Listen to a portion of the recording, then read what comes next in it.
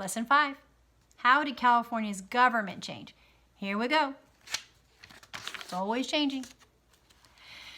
Changes in control of California.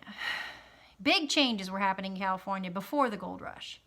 In the early 1840s, this land was part of Mexico. However, some American settlers living here wanted California to be an independent republic.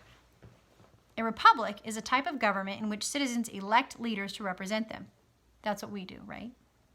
So, in 1846, a small group of Americans started a revolt or uprising against Mexico.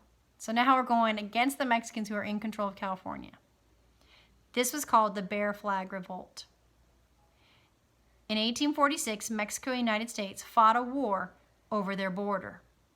The United States, you need to know this, won the Mexican-American War, and in 1848, Mexico signed the Treaty of Guadalupe Hidalgo.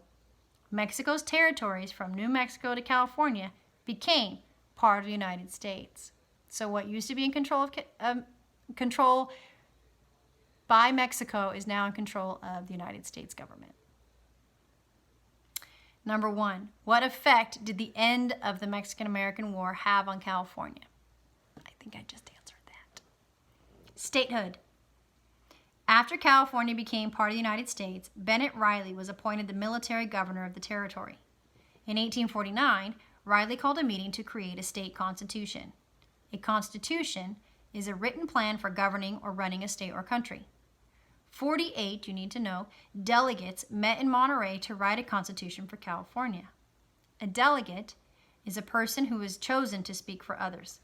Just the way I would speak for you. If I went to a meeting for my whole school, I would speak for my class because we obviously can't all go to the same meeting, so you pick someone who can speak for you, someone who as much as possible believes what you believe, okay? On September 9th, 1850, the U.S. government decided to ratify or officially approve the California Constitution. And you need to know that this year, California became the 31st state of the United States. When California became a state, its people elected Peter H. Burnett as their first governor. They sent representatives to the U.S. Congress in Washington, D.C.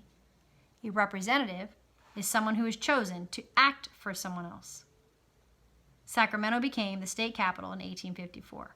So a delegate is who we vote to speak for us, but a representative is someone we vote to actually vote for us in the big situations where we can't all vote. Number 2, why do you think California needed to write a constitution before it became a state? Why do you think it needed a list of rules and an official document before they could become a state? Complete the questions in Lesson 5, including page 88. And that, my dears, is the end of Unit 3.